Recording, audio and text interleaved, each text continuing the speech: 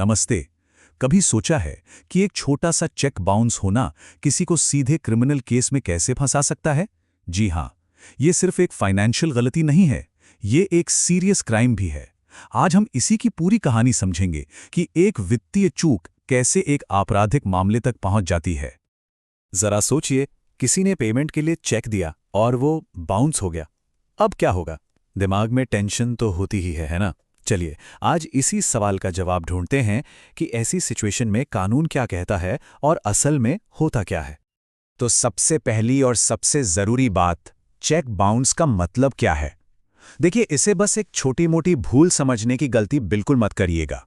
Indian law की नज़र में ये एक गंभीर अपराध है। जी हां, सही सुना। भारत का एक कानून है, नेगोशिएबल इंस्ट्रूमेंट्स एक्ट 1881। इसकी धारा 138 एकदम साफ-साफ कहती है कि अगर किसी के अकाउंट में पैसे कम होने की वजह से चेक बाउंस हो जाए, तो ये एक क्रिमिनल ऑफेंस है, मतलब सीधा-सीधा एक आपराधिक मामला। तो ठीक है, अगर किसी का चेक बाउंस हो ही गया तो करना क्या है? इसके लिए ना एक तय कानूनी रास्ता है, और इस रास्ते पर 3 बहुत जरूरी पड़ाव हैं जिन्हें कोई भी नजरअंदाज नहीं कर सकता। तो ये है पूरा कानूनी रोड मैप। स्टेप 1, सबसे पहले तो बैंक से चेक रिटर्न मेमो लेना होगा। ये वो पर्ची है जिसमें बैंक लिखकर देता है कि चेक बाउंस क्यों हुआ। स्टेप 2, इसके बाद जिसने चेक दिया था उसे एक लीगल डिमांड नोटिस भेजना पड़ता है। और अगर अगर इसके बाद भी पैसे नहीं मिलते तो आता है स्टेप 3, कोर्ट में क्रिमिनल कंप्लेंट फाइल करना। और एक बात, इस पूरे प्रोसेस में टाइमिंग सबसे ज्यादा जरूरी है। समझ लीजिए कि घड़ी चल रही है।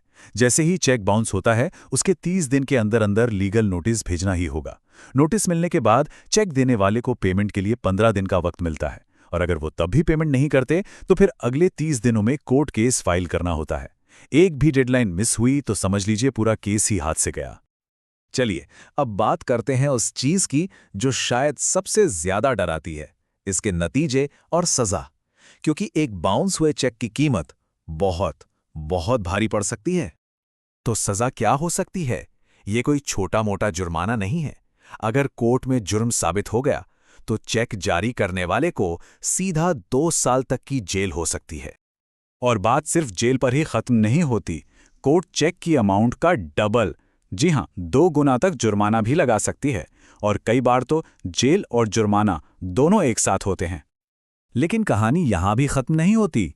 जेल और जुर्माने के अलावा भी बहुत कुछ है। सिबिल स्कोर, वो तो पूरी तरह से बर्बाद हो जाता है। इसका मतलब भविष्य में कोई भी लोन या क्रेडिट कार्ड मिलना लगभग नामुमकिन हो जाता है। ऊपर से बैंक अपनी पेनल्टी लगाता है, और हां, कोर्ट का ऑर्डर तो होता ही है कि चेक की पूरी रकम वापस चुकानी है।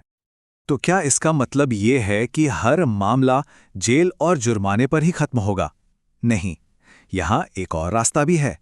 एक उम्मीद की किरण, जिसे कहते हैं समझौता। और ये इस पूरे मामले में एक बहुत ही अहम मोड़ है। देखिए, कानून की भाषा में चेक बाउंस के मामलों को कंपाउंडेबल कहा जाता है।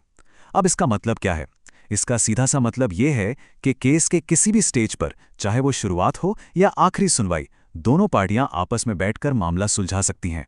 ये सच में एक बहुत बड़ी राहत की बात है। तो अब चेक देने वाले के सामने एक चौराहा आ जाता है जहां 2 रास्ते हैं। एक है समझौते का और दूसरा है मुकदमे का। अगर समझौता हो जाए तो केस वहीं बंद, कोई क्रिमिनल रिकॉर्ड नहीं और वक्त और पैसा दोनों बचते हैं। लेकिन अगर मुकदमे का रास्ता चुना तो फिर एक लंबी कानूनी लड़ाई शुरू होती है, जिसके आखिर में सजा का एक बड़ा खतरा इंतजार कर रहा होता है। लेकिन सोचिए, अगर समझौता नहीं हो पाया तो तब क्या होता है? तब, जैसा कि हमने बात की, मामला सीधे क्रिमिनल ट्रायल यानी आपराधिक मुकदमे की तरफ बढ़ जाता है।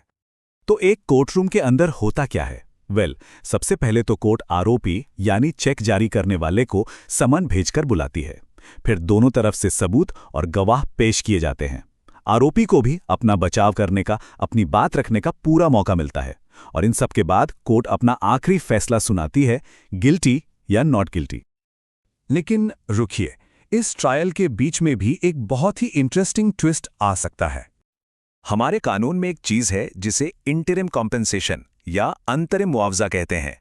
इसका मतलब यह है कि कोर्ट केस के बीच में ही, फैसले से पहले ही, आरोपी को ऑर्डर दे सकती है कि वो चेक अमाउंट का 20% तक हिस्सा शिकायत करने वाले को दे दे।